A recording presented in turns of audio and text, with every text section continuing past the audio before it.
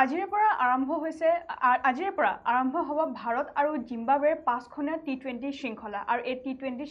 শৃংখলাখনক লৈ এতিয়া অধীৰ আগ্ৰহেৰে বাট চাই আছে 140 কোটি ভাৰতীয় লগতে অধীৰ আগ্ৰহেৰে বাট চাই আছে অসমবাসী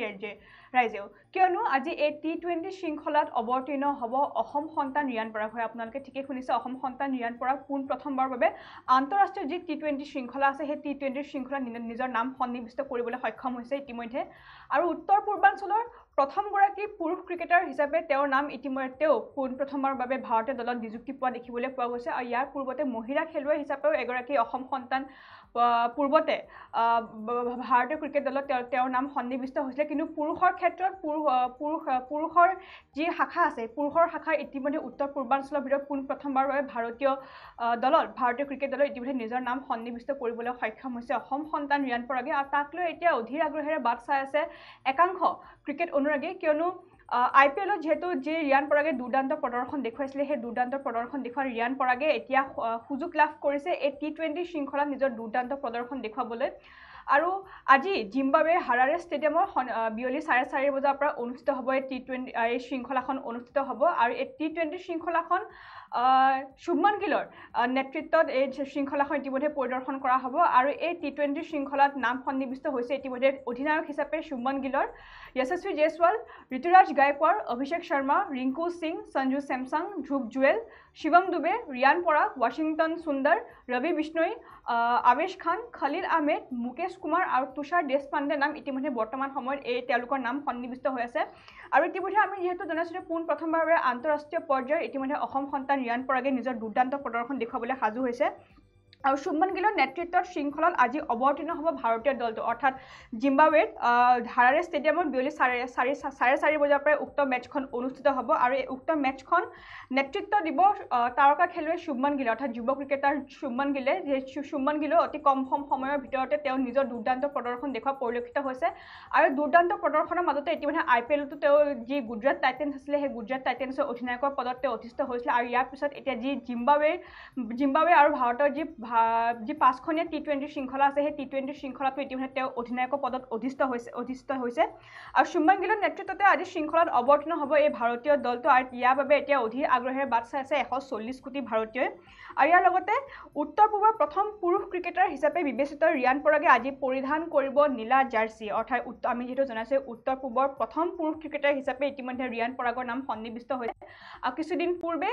যি এই জিম্বাবৱে আৰু ভাৰতৰ যি 5খনীয়া যি টি20 শৃংখলা আছে সেই টি20 শৃংখলা তালিকাত যেতিয়া ৰিয়ান পৰাগৰ নাম প্ৰকাশ হৈছিলে তাৰ পিছতে সমগ্ৰ অসমবাসী উৎফুল্লিত হোৱা দেখিবলৈ পোৱা গৈছিল তাৰ লগতে ৰিয়ান পৰাগৰ যিগৰাকী মাতৃ আছে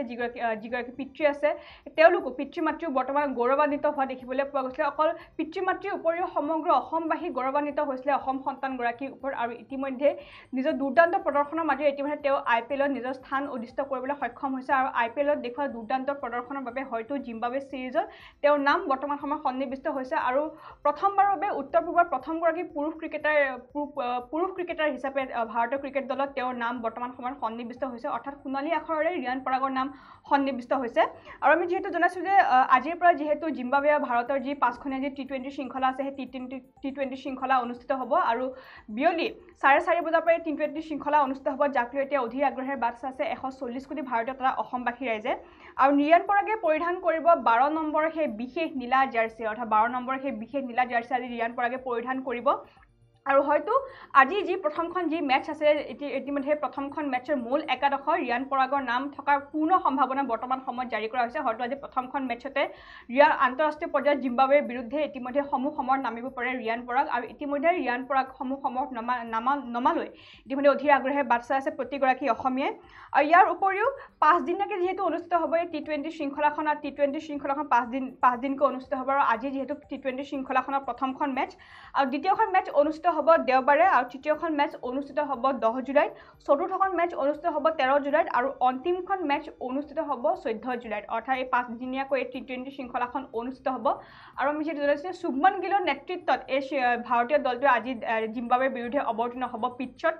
আৰু ইয়াক লৈ এতিয়া অধীৰ আগ্ৰহেৰে বাট চাই আছে 140 কোটি ভাৰতীয় তথা একাংশ ক্ৰিকেট অনুৰাগীয়ে শুভমন গিলো অতি কম সময়ৰ ভিতৰতে ইতিমধ্যে তাৰকা ক্ৰিকেটাৰ গৰাকী অতি কম সময়ৰ ভিতৰতে নিজৰ দুৰ্দান্ত প্ৰদৰ্শন দেখুৱাবলৈ সক্ষম হৈছিলে বিগত যি পুৰুষৰ যি এদিনীয়া বিশ্বকাপ আছে সেই এদিনীয়া বিশ্বকাপতো তেওঁ নিজৰ দুৰ্দান্ত প্ৰদৰ্শন দেখুৱাইছিলে আৰু তাৰ পিছত IPLতো তেওঁ নিজৰ দুৰ্দান্ত প্ৰদৰ্শন দেখুৱাইছিলে গুজৰাট টাইটেন্সৰ তেওঁ অধিনায়ক হিচাপে বিবেচিত হৈছিলে আৰু IPLৰ পিছত এবাৰ যি জিম্বাবৱে আৰু ভাৰতৰ যি পাঁচখনীয়া যি T20 শৃংখলা আছে সেই T20 শৃংখলাতো তেওঁ অধিনায়কৰ পদত বৰ্তমান অধিষ্ঠিত হৈছে আৰু ইয়াৰ উপৰিও যি কেইজন খেলুৱৈ ইতিমধ্যে নাম সন্নিৱিষ্ট হৈছে এই জিম্বাবৱে সিৰিজৰ বিৰুদ্ধে তেওঁলোকৰ নামসমূহ হৈছে ইতিমধ্যে যশস্বী জয়সৱাল ঋতুৰাজ গায়কোৱাড় অভিষেক শৰ্মা ৰিংকু সিং সঞ্জু স্যামছন ধ্ৰুৱ জুৱেল শিৱম দুবে ৰিয়ান পৰাগ ৱাশ্বিংটন সুন্দৰ ৰবি বিষ্ণৈ আৱেশ খান খলিল আহমেদ মুকেশ কুমাৰ আৰু তুষাৰ দেশপাণ্ডে এই কেইগৰাকী খেলুৱৈৰ নাম বৰ্তমান সময়ত সন্নিৱিষ্ট হৈছে এই T20 শৃংখলাখনৰ আৰু বিশেষকৈ চৰ্চাৰ কেন্দ্ৰবিন্দু হৈ পৰিছে বৰ্তমান অসম সন্তান ৰিয়ান পৰাগ যিহেতু উত্তৰ পূৰ্বৰ প্ৰথমগৰাকী পুৰুষ ক্ৰিকেটাৰ হিচাপে তেওঁ বৰ্তমান সময়ত বিবেচিত হৈছে আৰু ইয়াক লৈ এতিয়া উৎফুল্লিত হোৱা দেখিবলৈ পোৱা গৈছে একাংশ ক্ৰিকেট অনুৰাগী যিহেতু কিছুদিন পূৰ্বে এতিয়া T20 যি বিশ্বকাপ অনুষ্ঠিত হৈ গ'ল সেই বাৰ্বাডোছৰ সেই T20 বিশ্বকাপৰ যি আনন্দ উল্লাস আছে সেই T20 বিশ্বকাপৰ আনন্দ উল্লাস পাৰ নাযাওঁতে এতিয়া জিম্বাবৱেৰ বিৰুদ্ধে ভাৰতে অৱতীৰ্ণ হ'ব পাঁচখনীয়া T20 শৃংখলা আৰু তাক লৈ এতিয়া সকলোৰে মাজত উৎকণ্ঠা দেখিবলৈ পোৱা গৈছে আৰু আজিৰ পৰা যিহেতু সেই মেটছখন অনুষ্ঠিত হ'ব আজি যিহেতু প্ৰথমখন মেটছ আৰু প্ৰথমখন মেটছতে ৰিয়ান পৰাগ মূল একাদশত তেওঁৰ নাম থাকিব বুলি ইতিমধ্যে পূৰ্ণ সম্ভাৱনা জাৰি কৰা হৈছে আৰু ইতিমধ্যে অধীৰ আগ্ৰহেৰে ৰিয়ান পৰাগৰ দুৰ্দান্ত ইনিংছ চাবলৈ ইতিমধ্যে তেওঁৰ যিসকল অনুৰাগী আছে বা যিসকল ক্ৰিকেট অনুৰাগী আছে সেই ক্ৰিকেট অনুৰাগীসকল অধীৰ আগ্ৰহেৰে বৰ্তমান সময়ত বাট চাই থকা দেখিবলৈ পোৱা গৈছে আৰু ইয়াৰ লগতে যিহেতু ৰিয়ান পৰাগে বিগত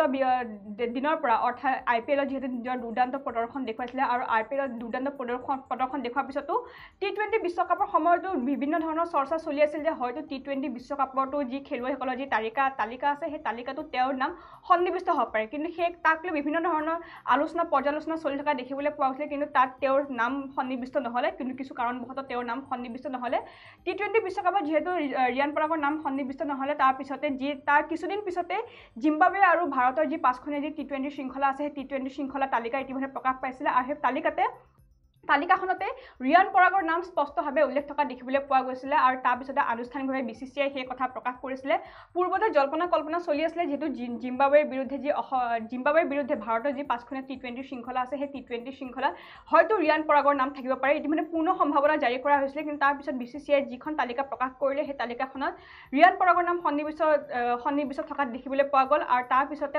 তেওঁৰ নামটো যেটো অন্তৰ্ভুক্ত আছিল সেই তালিকাখনতে আৰু তাৰ পিছতে অসমত এক আবতৰীয়া দীপাৱলী উদযাপন কৰা হৈছিল যেহেতু সেইখিনি সময়ত আৰু ইয়াৰ লগতে 140 কোটি ভাৰতীয় মনতো বৰ্তমান সময়ত ৰিয়ান পৰাগে এক নিৰ্দিষ্ট স্থান বনাবলৈ সক্ষম হৈছে IPLৰ জৰিয়তে যেহেতু IPLৰ ৰাজস্থান ৰয়েলছৰ হৈ তেওঁ দুৰ্দান্ত প্ৰদৰ্শন দেখুৱাইছিলে আৰু ইতিমধ্যে সৰ্বাধিক ৰান সংগ্ৰহ কৰা তৃতীয়গৰাকী তেওঁ বেটছমেন হিচাপে নিয়োজিত হৈছিলে আৰু ইতিমধ্যে ৰাজস্থান ৰয়েলছ যিহেতু IPLৰ শেষৰ পৰ্যায়ত তেওঁলোকে অৱতীৰ্ণ হ'ব নোৱাৰিলে কিন্তু প্ৰথম পৰ্যায়ৰ পৰা শেষৰ পৰ্যায়লৈকে তেওঁলোকে নিজৰ দুৰ্দান্ত প্ৰদৰ্শন দেখুৱাইছিলে আৰু এই ৰাজস্থান ৰয়েলছৰ দুৰ্দান্ত প্ৰদৰ্শন দেখুওৱা আৰৰ ব্যক্তি অন্যতম আছিল এগৰাকী ৰিয়ান পৰাগ আৰু ৰিয়ান পৰাগৰ দুৰ্দান্ত ইনিংছ চাবলৈ ইতিমধ্যে এতিয়া অধীৰ আগ্ৰহেৰে বাট চাই আছে একাংশ ক্ৰিকেট অনুৰাগী যিহেতু আজি জিম্বাবৱে আৰু ভাৰতৰ যি পাঁচখনীয়া T20 শৃংখলা আছে সেই পাঁচখনীয়া T20 শৃংখলা আজি প্ৰথমখন মেটছ অনুষ্ঠিত হ'ব আৰু জিম্বাবৱে হাৰাৰে ষ্টেডিয়ামত সন্ধিয়া বিয়লি 4:30 বজাত সেই উক্ত মেটছখন অনুষ্ঠিত হ'ব আৰু শুভমন গিল তাৰকা ক্ৰিকেটাৰ শুভমন গিলৰ নেতৃত্বত এই